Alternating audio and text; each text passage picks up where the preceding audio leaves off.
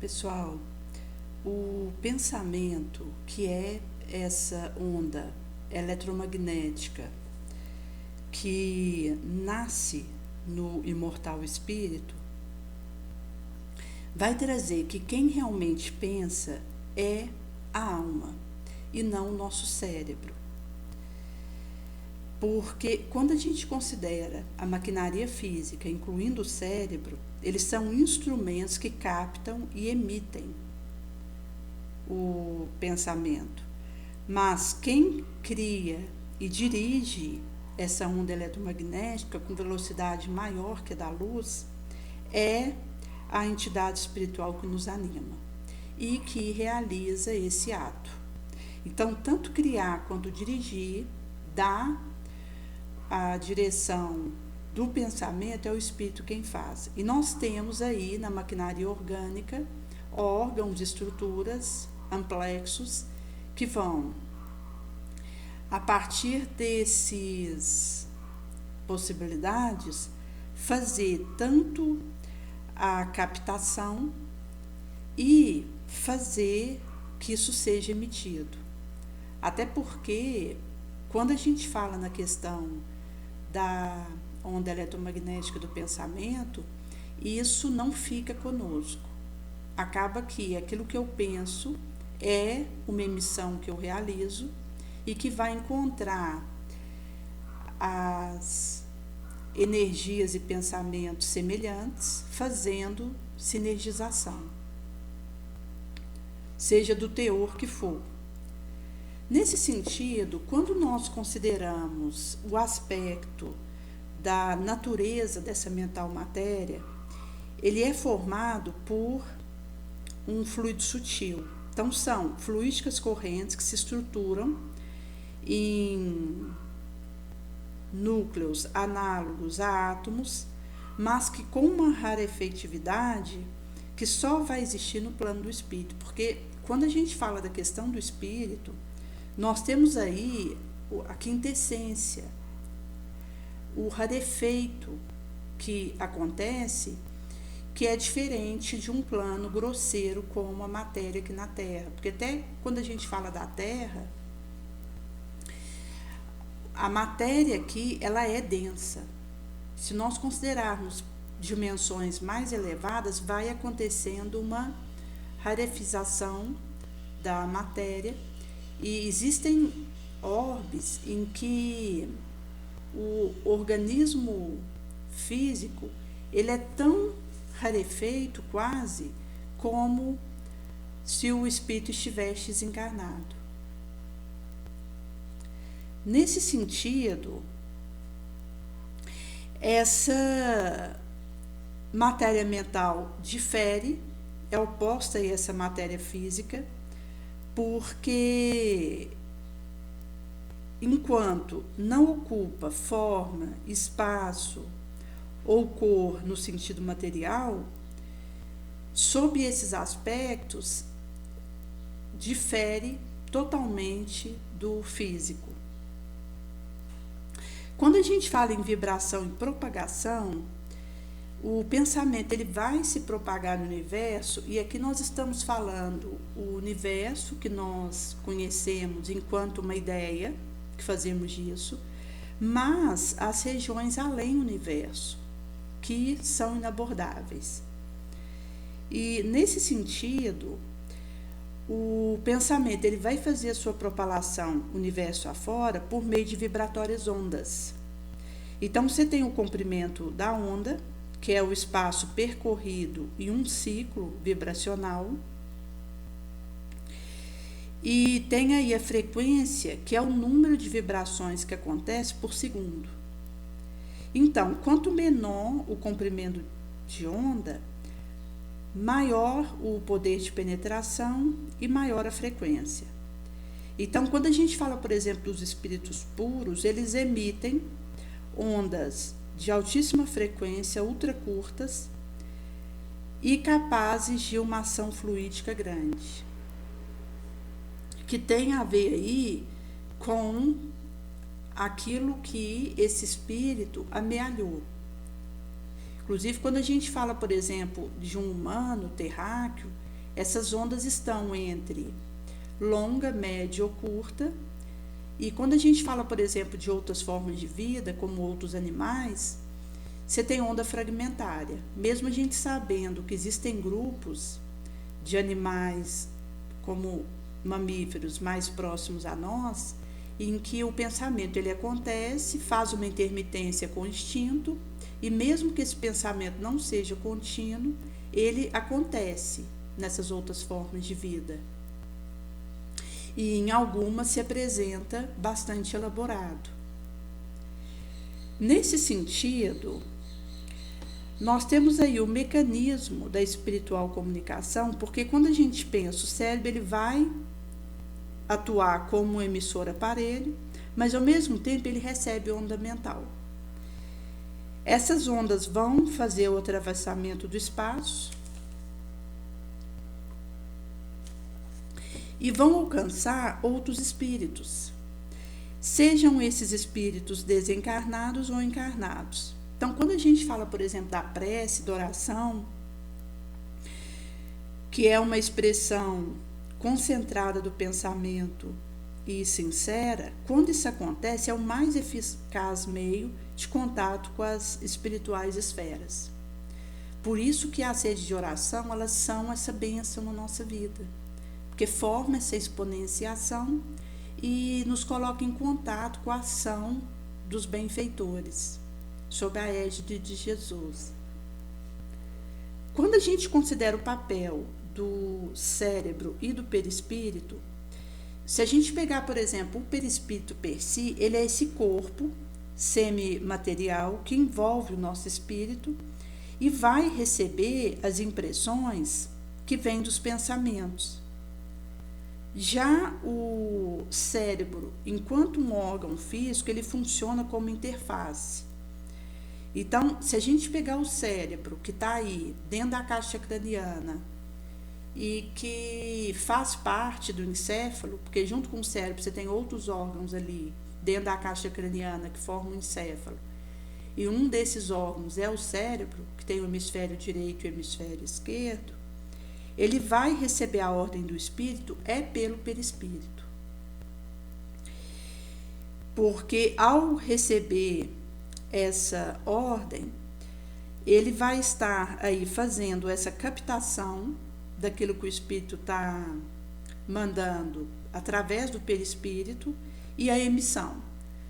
Porque aí, inclusive, vai entrar em ação aquilo que será necessário ser realizado a partir da ordem que o espírito está dando. Nesse sentido, o cérebro, quando ele faz essa recepção da ordem do espírito, que acontece pelo perispírito, ele transforma essa mental energia numa orgânica resposta, como emoção, movimento, fala. Inclusive, a gente tem a região ali do córtex cerebral, onde vai acontecer as respectivas áreas de respostas. Então, se a gente pegar, por exemplo, a própria questão da fala, a gente tem a região ali no córtex cerebral correspondente a isso, a região correspondente à visão, outra correspondente à audição, e por aí vai. Nesse sentido, se não tivesse o nosso perispírito, não teria como o espírito operar no material mundo. Por isso que, se não tivéssemos o cérebro, não haveria um canal para que as forças fluídicas pudessem expressar. Por isso que vai acontecer que o espírito vai ser esse canal e o cérebro é que vai, então, fazer essa expressão dessas fluídicas forças. E aqui, quando a gente fala do perispírito como esse canal, é realmente porque ele é a via para que o espírito possa emitir informações, ordens, orientações para o cérebro. Quando a gente fala em criação fluídica e influência, a gente tem aí que o pensamento ele cria as formas pensamentos, que são energéticas estruturas que trazem consigo e levam consigo nossa emoção e intenção. Então, quando a gente fala de uma estrutura energética que leva o meu móvel, a minha intenção, isso vai dizer de poder ser negativo, que é quando gera miasma. E quando a gente tem, por exemplo, casos de dependência, de vício, que são inclusive as situações mais difíceis de serem tratadas, nós vamos ter, nesses casos de vícios persistentes, larvas astrais coloniais que perturbam a aura e podem afetar a mente e o corpo do emissor e de quem está à sua volta. Agora, quando esse pensamento ele traz aí uma positividade, ele emana um benéfico fluido que protege e repara. Agora, quando a gente considera a questão de saúde mental e sintonia, que essa atitude mental apta vai dizer que a nossa vibratória sintonia determina que tipo de energia eu vou absorver do ambiente. Inclusive, gente, porque o pensamento positivo e a subsequente ação, ela nos vitaliza. Beneficia primeiramente aquele que emite isso, antes de alcançar o entorno. Daí que a questão do equilíbrio espiritual e mental faz com que a gente filtre e assimile elevada energia. Quando a gente está harmonizado, equilibrado, lúcido, pacificadores, na renúncia, na gratidão, na tranquilidade. Quando a gente está desequilibrado, desarmonizado, acaba que nós vamos atrair densos fluidos que reforçam estados de doença e de angústia. Por isso que a gente precisa vigiar sobre os nossos pensamentos, sobre as nossas emoções e focar em caridade, amor, otimismo, a boa criatividade, porque aí a gente vai manter nosso fluídico campo limpo, harmonizado, e vamos promover o bem-estar tanto espiritual quanto psíquico quanto físico. Inclusive, quando a gente fala aí da questão metafísica e mediúnica e parapsíquico, porque então a gente vai conseguindo fazer essa cambiação entre um aspecto e outro harmonizado. Por isso que, se nós considerarmos o tempo que foi concedido para nós aqui na Terra, por mais longo que possa parecer, é muito curto, se a gente for considerar o serviço que a gente tem que fazer. Por isso que a gente tem que aproveitar as horas. Porque mesmo que o indivíduo esteja num organismo de carne aí por 100 anos, é curto em vista de todo o serviço que a gente se comprometeu no astral a fazer. Por isso que quando a gente otimiza o nosso aproveitamento e foca no essencial, sem perder tempo, a gente consegue aí um pouco recuperar o nosso prejuízo e mesmo com a dificuldade da gente estar fazendo essa focação, a gente vai conseguindo produzir mais em menos tempo, no bem. Se a gente pegar, por exemplo, a trajetória do Chico, ele, como foi alguém que focou, ele teve essa disciplina para olhar no serviço que ele precisava realizar e deixar aqui, ele teve um aproveitamento tal que ele já deixou aí mais de 500 livros, talvez a sua psicografia, e numa rotina difícil que ele tinha, porque ele tinha aí os seus serviços, que ele ficava ao longo do dia 8 horas ali na fazenda modelo onde ele trabalhava, às vezes ele precisava viajar, por questões de serviço mesmo. E ele tinha ali na sua casa pessoas que dependiam diretamente dele, até mesmo os sobrinhos, quando eram crianças, muitos estavam ali sob o seu auxílio direto.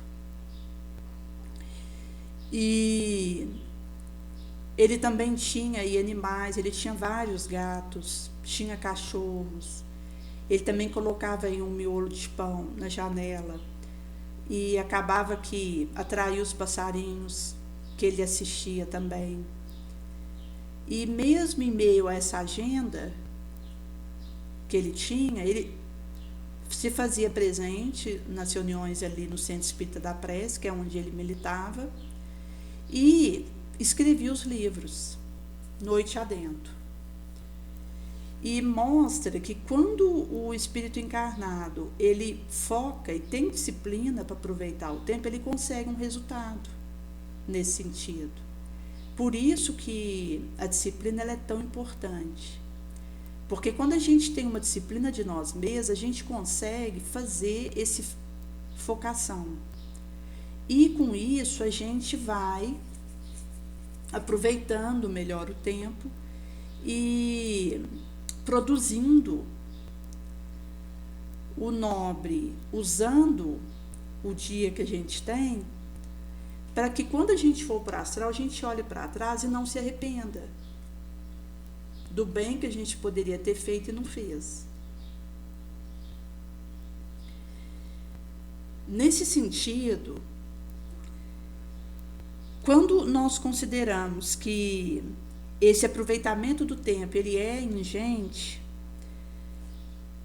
a gente vai então fazendo corte de situações que representam o excessivo gasto de força, porque podemos levianamente nos empenhar no trato com assuntos de repartição de outro. Então, por exemplo, se a gente considerar o esbanjamento por década, sem utilidade mínima, ventilando questão e tema que não nos diz respeito, a gente vai conjurar da inútil perda. Então, a gente vai ter aí reflexões que vão nos ajudar a fazer um aproveitamento melhor das nossas possibilidades. Por isso que, quando a gente nutre o nosso cérebro de limpos pensamentos, sem exigir que alguém pense como nós, por outro lado, quando a gente considera a questão da fala, se nós estamos atentos para cultivar a criteriosa conversação, e nesse sentido, estaremos atentos para o aproveitamento da nossa fala, nossa capacidade de pensar, e no sentido de percebermos que não poderemos fugir da nobilitante ação a benefício de nós mesmos, e vamos procurar cooperar onde nos movimentamos, sem perda de tempo, com que possamos falar, pensar, fazer. Então, a gente tem esse respeito para com o outro e obrigação para nós mesmos, que é essa análise que precisamos fazer de nós mesmos sem um mínimo de compaixão. Porque quando eu olho para mim e posso fazer essa abordagem como se não está em estúdio viva, eu vou tendo condição de tirar mais o autoconhecimento.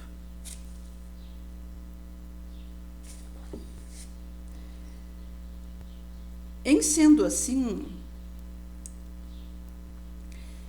quando nós estamos numa situação em que alguma situação de crítica reprimenda objurgatória nos alcance, qualquer tipo de depressão ou tombamento psíquico em revolta pioraria a nossa situação. Até porque somos chamados ao equilíbrio e à moderação no momento em que alguém esteja sendo malho de acusação. Mesmo porque todos têm algo de positivo, que vou ressaltar aquilo para que fique em evidência o lado positivo e as qualidades que existem e que são muito maiores que qualquer defeito, quando a gente considera aí a nossa situação. Mas se essas baterias criticosas estão acessadas na nossa direção, nesse acesto, urge que nós estabeleçamos um autoexame minucioso na questão de estarmos sendo malhos, seja de censura ou acusação. Então, ao articular o preciso intervalo em nossas atividades, a fim de refletir e orar, iremos vasculhar o imo da nossa alma mesmo. Então, essa análise da nossa situação sem a compaixão mínima por nós mesmos, nos acontecimentos que nos ditam a conduta e a orientação, onde iremos sopesar desígnios e fatos que motivaram as advertências em lide, que ora ocorrem com sinceridade rigorosa. E isso vai nos auxiliando, gente, a também fazermos esse aproveitamento melhor das nossas possibilidades. Porque quanto mais eu tenho tranquilidade para me abordar, mais eu descubro recursos, inclusive de improvisação, no bem, para a ação que sou chamada a realizar. Nesse sentido, se o meu íntimo fórum me aponta uma falha, eu, com coragem suficiente, vou em busca de reparar, seja diligenciando o meio de sanar aquele prejuízo, ou a coragem via pedido de desculpa. Agora, se eu nessa autoabordagem me percebo atenta ao dever que a vida me houver atribuído, se tanto o meu comportamento quanto o móvel, a minha intenção me deixa segura quanto ao exato caminho que eu esteja trilhando, não em exclusivo próprio proveito, mas em geral proveito, então consigamos nos acomodar à conformidade e à paz. Porque mesmo que tumulto e reclamação nos cerquem, adiante prossigamos executando o trabalho que nos compete, que nos foi confiado, sem mágoa e sem desesperação. Porque, acima do conforto de sermos compreendidos imediatamente, vige a tranquilidade consciencial no cumprimento das nossas responsabilidades, das nossas obrigações. E nesse sentido, vai trazer que nós estamos aqui com um propósito, e isso tem a ver com aquilo que nós houvermos acordado antes de vir, e inclusive, gente, no que diz respeito a tomar decisão. Porque quando nós temos duas coisas que sejam boas ou mesmo parecidas para escolher entre uma e outra,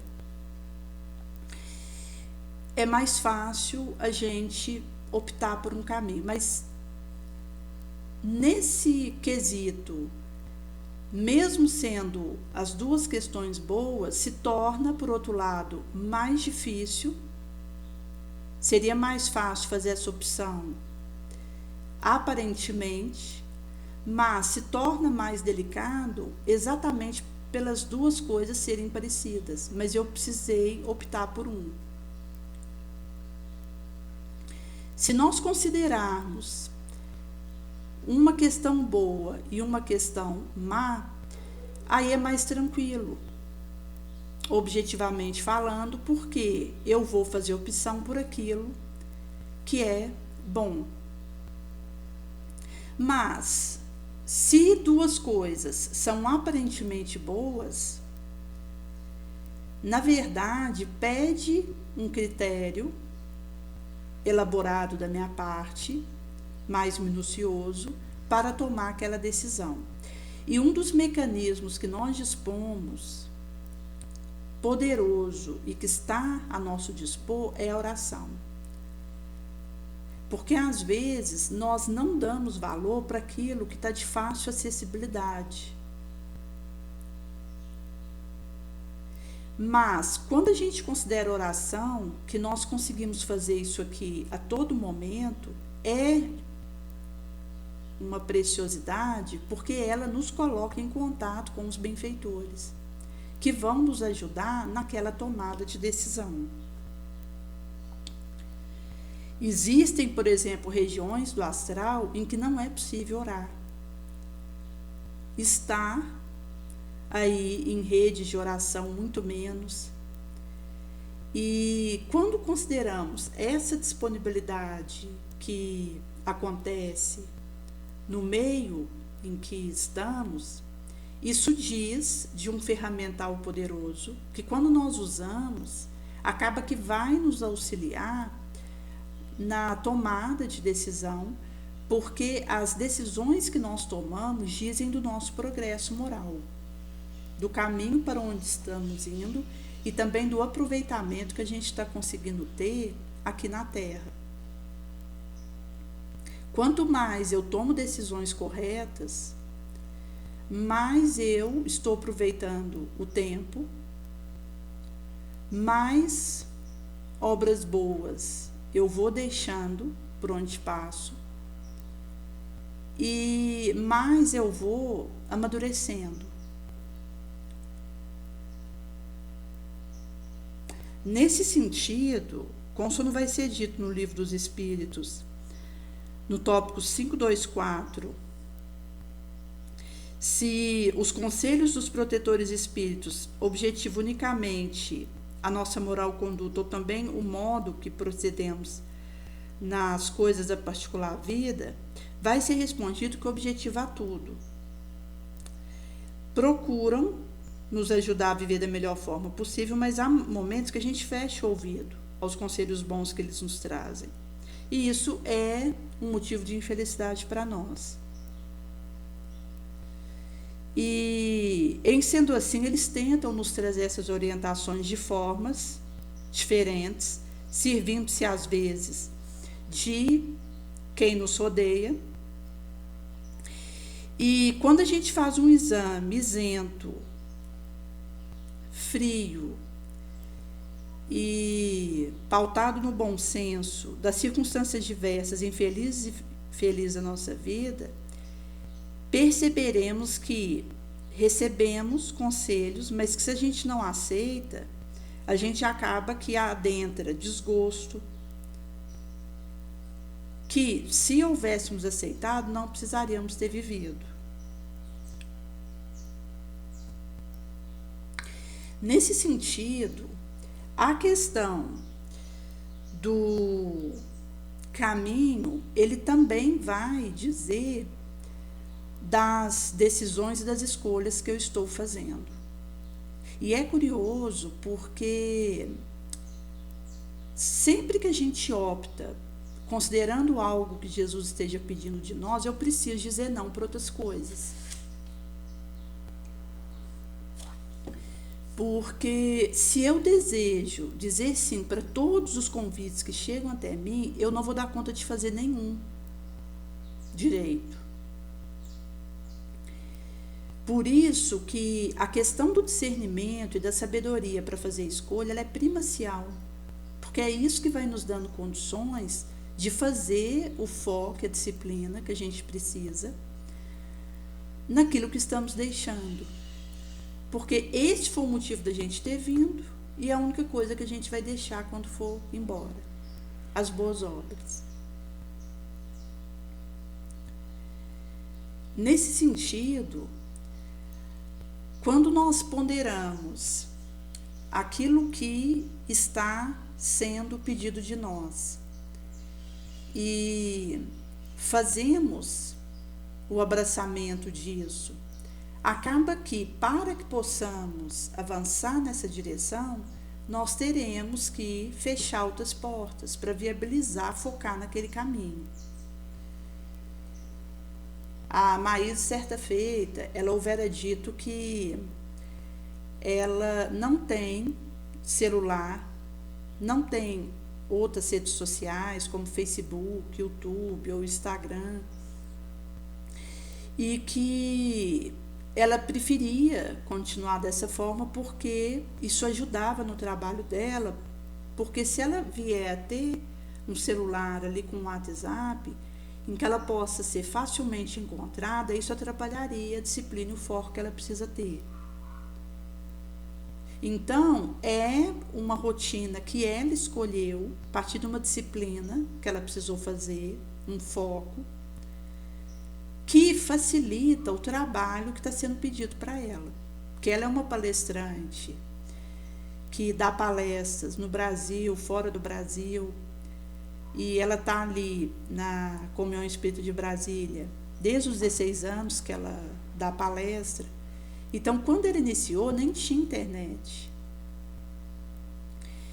E acabou que, a partir dessa percepção dela de que não ter rede social facilita, porque ela não pode ser encontrada e para ela, para a disciplina que ela precisa ter ajuda no trabalho que ela realiza, ela fez essa escolha, decidiu e seguiu assim. Então, uma pessoa, quando está pautada no serviço que ela precisa fazer, ela não distrai com querela, um sou menor. Então, se a gente considerar, por exemplo, até a nossa situação, por exemplo, o Jorge, ele disse que não tem rede social. E, inclusive, as palestras ali que ele faz são disponibilizadas ali no YouTube, mesmo em outras plataformas, pelos amigos que militam junto com ele, que fazem as lives com ele e disponibilizam o material para outros assistirem. E traz que todos nós, quando escolhemos um campo de ação, consoante aquilo que Jesus pede de nós, vamos imprimir disciplina, porque mesmo eu tendo uma rede social, mesmo eu tendo um WhatsApp, eu preciso ter essa disciplina para não perder tempo naquilo, para usar aquilo para o que importa. Então, por exemplo, eu não entro no Facebook e fico vendo publicações que tem ali, isso seria perda de tempo. Eu tenho a rede, uso ela para fazer a divulgação do trabalho da nossa rede de oração, posto vídeos ali do nosso canal, mas atenta para não perder tempo, porque a questão da rede social é o uso que você faz.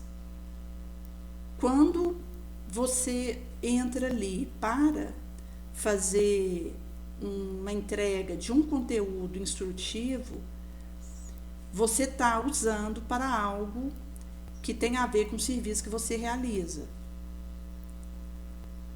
Mas, se eu me permito demorar em publicações variadas que acontecem ali, eu já perderia tempo. Inclusive, por exemplo, quando a gente fala de WhatsApp, que nem tudo que chega ali a gente precisa dar atenção. Ou responder, porque seria realmente desfocar a nossa lente espiritual. Então, realmente, essa questão de canalizar para um melhor aproveitamento tem a ver com essa disciplina que a gente precisa acontecer.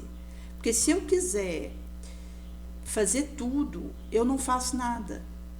E acontece que, quando a gente fala, por exemplo, de um mundo globalizado, como nós vivemos hoje, se eu quiser ter contato com todas as informações que são disponibilizadas a todo momento, eu não vou conseguir levar e entregar o serviço que preciso, que me compete.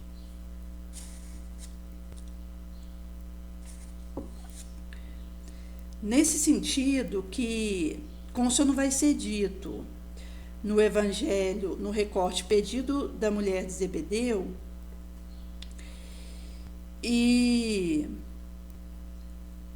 no subsequencial traz a mãe dos filhos de Zebedeu, aproxima de Jesus e pergunta para ele se seria possível ele colocar os dois filhos dela sentados, uma à direita dele e outra à esquerda dele, quando ele estivesse no seu reino. E Jesus então responde que ela não sabia o que estava pedindo, trazendo aí essa inversão de percepção que ela estava acontecendo ali. E no caso dessa mãe especificamente, ela estava fazendo essa intenção com base em colocar os filhos dela em situação de evidência. Então Jesus mostra para ela que ela tinha invertido aquele raciocínio, que o móvel por trás era uma pretensão pessoal, e exatamente porque Jesus nos pede para renunciar a nós mesmos, tomar nossa cruz e o seguir, é que dá para percebermos que é o oposto daquilo que Jesus nos convoca a realizar. E então ele pega e questiona ela: você pode beber da taça que eu estou prestes a ir beber? E ela responde que pode. Inclusive, quando ela traz essa resposta, isso está em coro com os filhos, que junto dizem que sim, poderiam beber. Então a gente percebe que essa mãe está pedindo uma posição de evidência para esses filhos, e esses filhos, junto com ela, estão desejando isso também. E nesse sentido, vai trazer aí essa questão do desejo de cada qual ali, que acaba que quando eles estão juntos, tem uma sinergização, e que por isso Jesus precisa barrar aquilo severamente. Primeiro explicando: você não sabe o que você está pedindo. Depois fazendo uma pergunta se eles poderiam beber do taça que ele estava prestes a ir beber. E quando eles falam que poderia, Jesus então diz: a minha taça bebereis, mas a questão de você se assentar à minha esquerda ou à minha direita, não me caberia conceder, mas é para quem está preparado por meu Pai. E no recorte subsequente do título Grande Servidor, vai dizer que os outros, ao ouvirem esse pedido que tinha sido feito por essa mãe com esses dois filhos, se indignaram. E Jesus aí aproveita para deixar uma lição preciosa, porque ele convoca tantos quantos estavam ali naquele areal e diz que vocês sabem que os governantes dos gentios fazem exercimento de domínio sobre eles, e os seus grandes acontecem autoridade sobre eles. Mas entre vós não será assim. Quem entre vós quiser se tornar o maior, seja o vosso servidor. E aquele que desejar ser o primeiro entre vós, seja o vosso servo.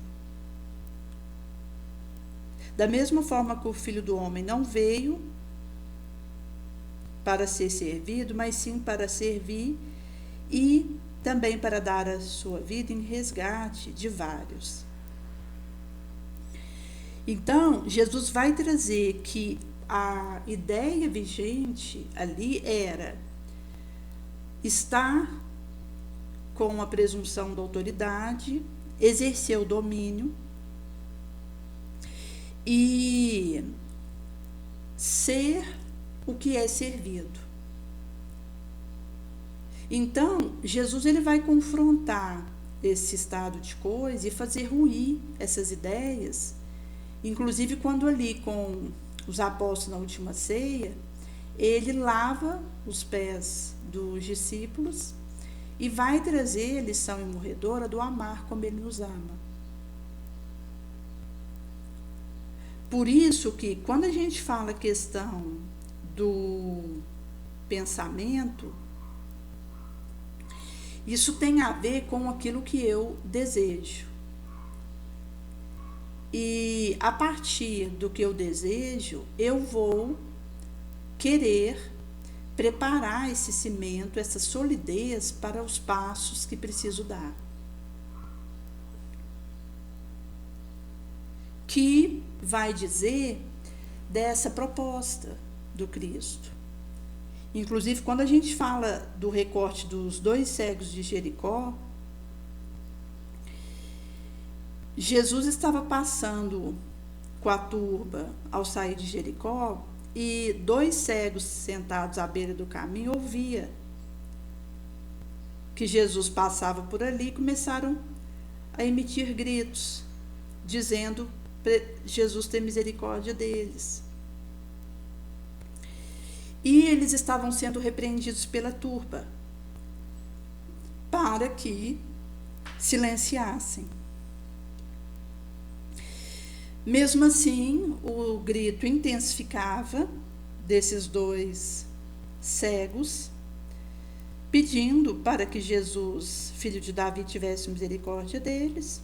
Jesus então os conclama e diz: o que vocês querem que eu faça? Exatamente fazendo um questionamento com esses 2 cegos do que era o desejo deles, quais eram os móveis deles, as intenções, a vontade. Porque a partir da minha vontade, vou fazer o pedido que vai se expressar também na minha oração, na minha fermentação do discernimento, da sabedoria, para fazer a melhor escolha. Nas diversas situações em que eu preciso escolher algo ao longo da minha trajetória. E vai trazer que, ao ter esse móvel nobre, isso vai transbordar naquilo que eu vou escolher. Então, esses cegos dizem que os nossos olhos se abram. Jesus, percebendo uma intenção nobre neles, se compadece, toca nos olhos deles. E na mesma hora eles voltam a ver e seguem o Cristo. Isso vai trazer que a intenção que está por trás daquilo que eu escolho também diz das escolhas subsequentes que eu vou fazer e daquilo que eu sou capaz de renunciar para seguir aquela trajetória. E essa questão do nosso caminho, ele diz de uma série de herméticos, de encruzilhadas, que nós encontramos, mas que tem a ver com aquilo que eu sustento a partir desse olhar para o Cristo. Em sendo assim, quando a gente considera, por exemplo, o propósito de vida, isso também vai nos harmonizando. Então, quando a gente considera, por exemplo, a sociedade hoje, em que nós estamos medicados de todo tipo de medicamento e que traz os adoecimentos mentais que acontecem, quanto às depressões, as ansiedades mórbidas, os pânicos, os vícios, de todo porte. Isso mostra que nós precisamos rever aquilo que escolhemos. Porque à medida que a gente consegue deixar coisas positivas enquanto passamos, a gente também vai recebendo uma reverberação no nosso ser, uma vitalização, uma paz que vai contribuindo para que possamos nos fortalecer. E nesse sentido que as escolhas que nós vamos fazendo vão dizendo das possibilidades que a gente vai encontrando. Inclusive, quando a gente fala, por exemplo, da questão do mérito e do merecimento, que também é essa construção de livramento, de cura, porque vai chegar até nós verdades que eu consiga dignificar, que eu tenha despertamento para acolher. E no caso dessas revelações que nos alcançam, elas vão nos dar insights, abstrações, intuições, que nos ajuda na elaboração de novos ferramentais, de novas criatividades, em que essas sinergias mentais vão nos possibilitando ter um arsenal de bênção. Por isso que, quando a gente fala, por exemplo, do ruído aqui entre os terráqueos, ganha quem mais alto grita ou quem faz o espalhamento da discórdia de uma maneira mais articulada. Inclusive, quando a gente pensa, por exemplo, naquela mãe que pediu o primeiro lugar para os filhos, traz essa ideia materialista daquele que ou grita mais alto, ou gera discórdia mais amplamente, desentendimento, fermenta, espalha calúnia. Agora, quando a gente fala das sinfonias celestes, vai prevalecer um instrumento que consiga sustentar o silêncio,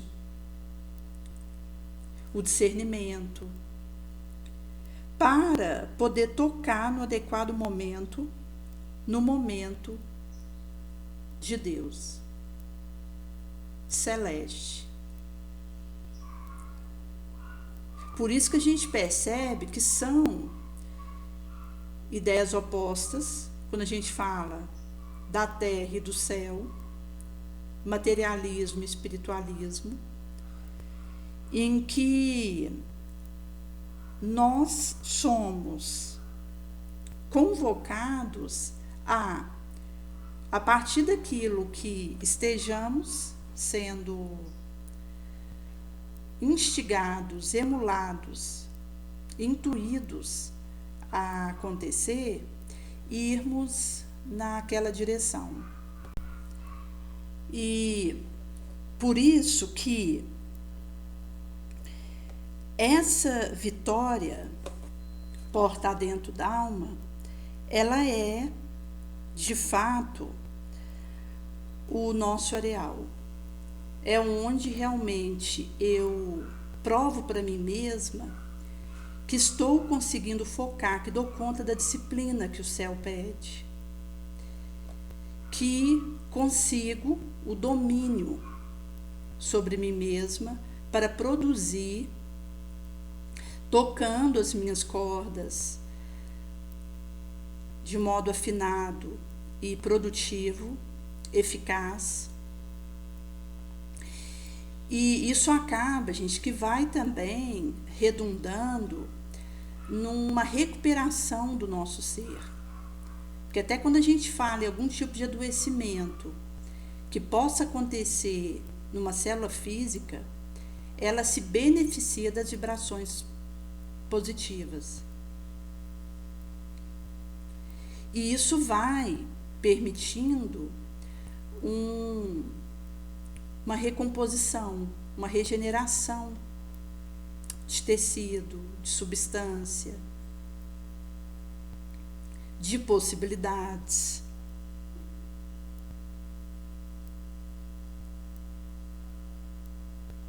Inclusive, quando a gente considera que a cólera, o grito, demonstra um desequilíbrio e uma vibração em que o indivíduo está sob a ação de obsessor. Porque eu começo sozinha um grito, mas eu continuo acompanhada por legiões obsessoras que se comprazem nessa situação, porque desejam distribuir gritaria, discórdia, desequilíbrio. Em sendo assim, a ação obsessora, ela se locupleta, ela instiga. E para o obsessor, quando alguém está irado, isso para ele é um espetáculo. Ele se compraz, se locupleta e, inclusive, é como se funcionasse como um estimulante. Nesse sentido, a ação obsessora ela vai tentar nos levar para as vibrações antagônicas, de antipatia, de separatividade, porque assim eles conseguem semear a discórdia, o ódio, o rancor.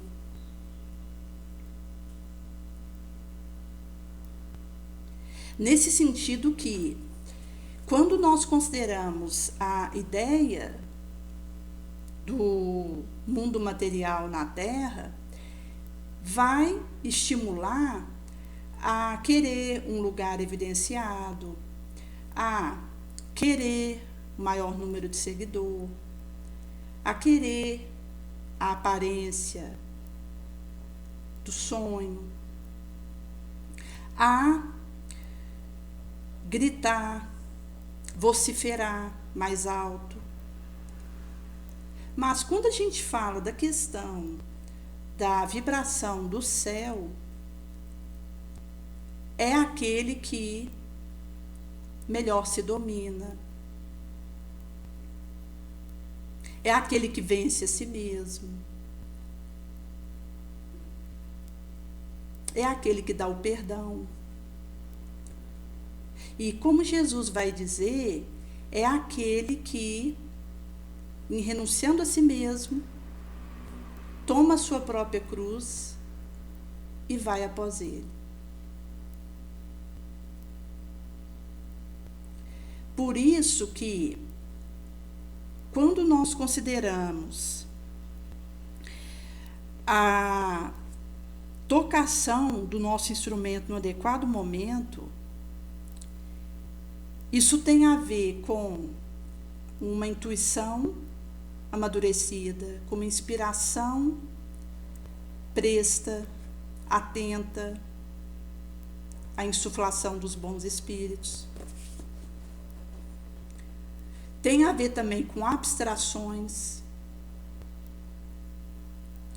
que vamos conseguindo realizar. E por isso que o trabalho de reflexão e o trabalho de controle de nós mesmos começa pela nossa vontade.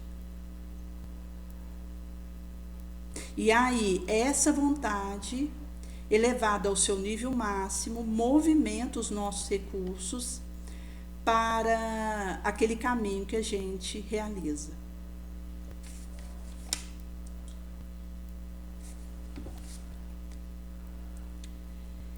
Nesse sentido que nós iremos, de fato, ir em busca dessa capacidade e também a gente vai conseguindo fazer as edificações dessa disciplina em nós mesmos. E nesse sentido, como isso não vai ser trago no Evangelho segundo o Espiritismo, que o propósito e o direcionamento que eu dou para a minha casa mental, ela também diz que os resultados e a importância que uma ideia nova encontra, a emoção que ela causa quando ela aparece,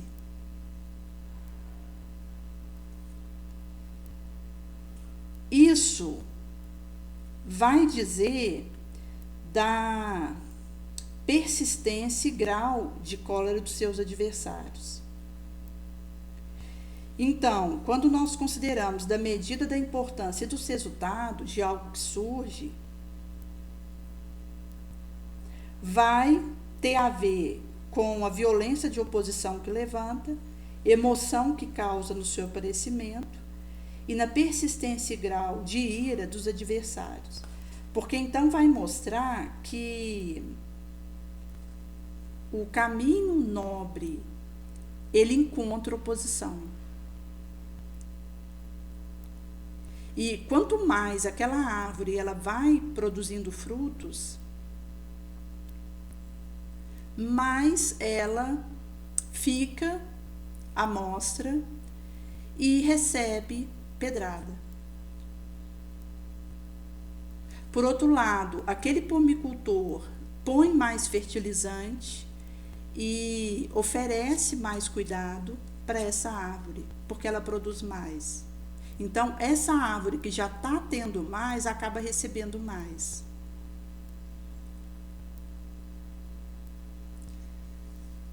Por isso que o escopo dos frutos que a gente vai conseguindo produzir vai também nos tornando mais conectados de forma mais poderosa com o céu, vai afastando os nossos pensamentos da sombra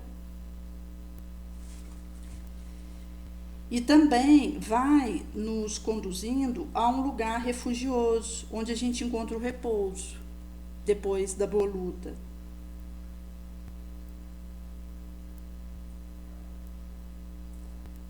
Em sendo assim, substituamos a cólera que nos conspurca pelo amor que nos limpa, nos purifica. Então, essa caridade infatigável ativa traz para nós sobre marcharmos nesses passos e seguirmos esse modelo divino que Jesus nos traz.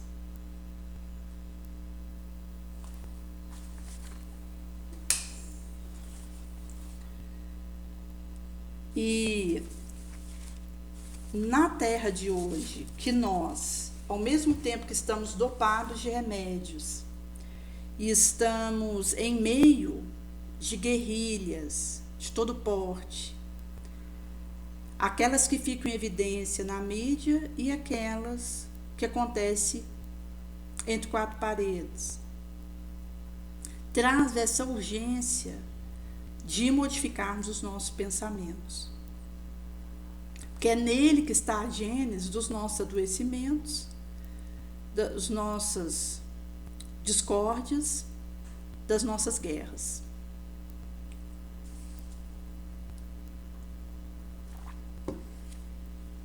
por isso que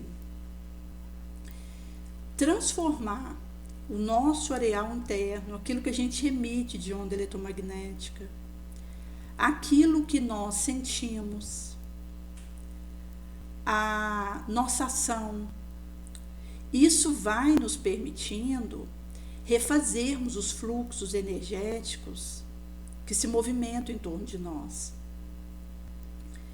Porque, na verdade, nós estamos em meio a energéticos daquilo que nós emitimos.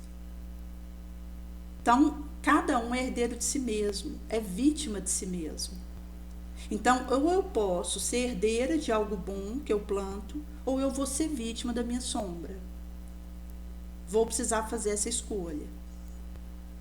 Quando eu me torno vítima da minha sombra, eu me deixo levar por ela e ela dita o que eu penso, o que eu sinto, o que eu falo, o que eu faço, com as suas consequências nefandas. Mas quando eu acendo a minha luz e me torno herdeira de mim mesma, enquanto o bem que consigo espargir, eu vou com esse domínio sobre mim mesma, com essa persistência na luz, e em levando essa tocha acesa, que brota do meu imo, eu vou conseguindo essa harmonização. E por isso que à medida que a gente caminha nessa proposta, vai acontecendo de ficarmos curados.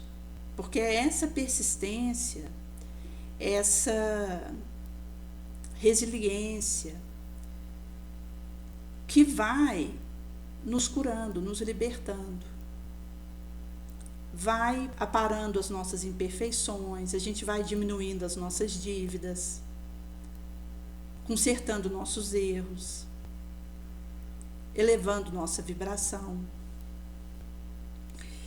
Por isso que vai ser uma escolha. E em considerando que a todo momento nós estamos encontrando uma tentação, que quando nós saímos vitorioso dela, é porque nós sustentamos o bem contra o mal, isso vai nos dando a força para resistir à tentação nova que nos encontrará logo ali. Por isso que quando a gente consegue resistir à sombra, vencer o mal que há em nós, manter acesa a nossa luz, a gente deve isso à assistência dos espíritos bons, os quais escutamos a voz. Por isso a gente tem que agradecer a Deus, ao benfeitor, e pedirmos essa submissão aos conselhos que eles nos dão, para que nós mereçamos, sejamos considerados dignos de vencer de novo a tentação. Então, à medida que a gente mantém essa tocha acesa, a gente vai também construindo dignidade, merecimento da ação dos bons espíritos. Por isso que a questão dessa minha proposta elevada é porque é isso que vai me tornando digna, apta a ser assistida pela espiritualidade maior. Porque se eu menoscabo essas insanchas e me torno vítima da minha sombra, acaba que eu desmereço, me torno indigna da assistência do céu. Mas à medida que eu valorizo as oportunidades que eu tenho de semear luz, de deixar algo bom por onde eu passo, de levar consolo, eu vou também aguçando os meus ouvidos para os conselhos dos benfeitores, sensibilidade à voz deles, acatamento do que eles me orientam. E com isso eu vou construindo esse caminho elevacional.